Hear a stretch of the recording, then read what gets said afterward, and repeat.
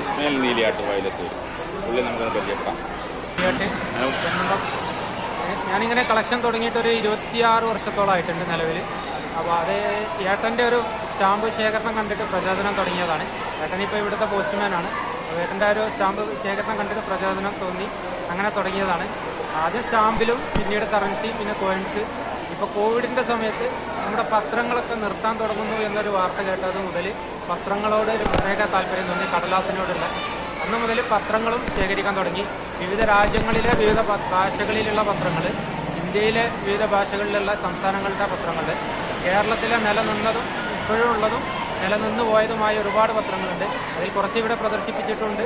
അപ്പോൾ അത്തരം പത്രങ്ങളൊക്കെ മറ്റുള്ള ഭാവി തലമുറക്ക് ഇനി എല്ലാം ഓൺലൈനിലോട്ട് മാറുന്ന സ്ഥിതിയിൽ ഇപ്പോൾ ഇവിടെ ഉള്ളതിൽ തന്നെ പല സാധനങ്ങളും ഇന്ന് മൊബൈലിൽ ലഭിക്കുന്ന സാധനമാണ്. കറൻസി ആയാലും ഗൂഗിൾ പേ ആയി പത്രങ്ങളായാലും നമുക്കെല്ലാം ഓൺലൈൻ വഴി ലഭിക്കുന്ന ഈ ഒരു സാഹചര്യത്തിൽ കുട്ടികൾക്ക് മുമ്പ് കാലത്ത് ഇങ്ങനെ ഓരോ സംഭവങ്ങൾ ഉണ്ടായിരുന്നു. ഇങ്ങനെ പത്രങ്ങളുണ്ടായിരുന്നു, കറൻസി ഉണ്ടായിരുന്നു, കോയിൻസ് ഉണ്ടായിരുന്നു, ടോർച്ച് ഉണ്ടായിരുന്നു, അതുപോലെ പെട്രോമാക്സ് ഉണ്ടായിരുന്നു എന്നുള്ളത് കാണിച്ചു കൊടുക്കുക, അത് വരും തലമുറക്ക് ഉപകാരപ്പെടുന്ന രീതിയിൽ സംരക്ഷിക്കുക, സൂക്ഷിക്കുക എന്നുള്ളതാണ് ഞങ്ങളുടെ ഒരു കർത്തവ്യം.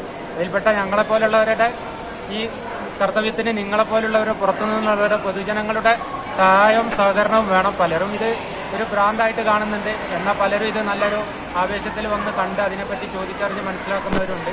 അപ്പോൾ നമുക്ക് ഇത് ശേഖരിക്കാനും സംരക്ഷിക്കാനും വേണ്ടി പൊതുജനത്തിൻ്റെ സഹായവും സഹകരണവും ആവശ്യമാണ്.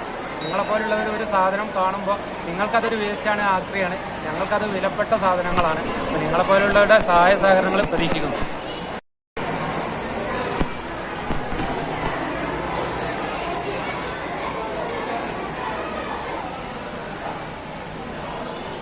താഹിർ എന്ന് പറയുന്ന ആളാണ് ഈ പരിപാടിയുടെ ഉടമസ്ഥൻ. അദ്ദേഹം നമ്മളോട് സംസാരിക്കുന്നതാണ്. അപ്പോൾ എത്ര നാളായിട്ട് ഇത് തുടങ്ങിയിട്ടുണ്ട്?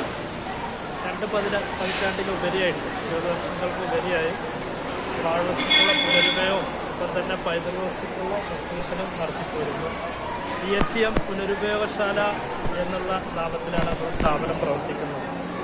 ഭൂമിയെ സംരക്ഷിക്കാൻ കൈകോർക്കും പുനരുപയോഗത്തിലൂടെ എന്നുള്ള മഹത്തായ സന്ദേശം പൊതുസമൂഹത്തിലേക്ക് നൽകിക്കൊണ്ട് നടത്തിവരുന്ന ഒരു സ്ഥാപനമാണ്.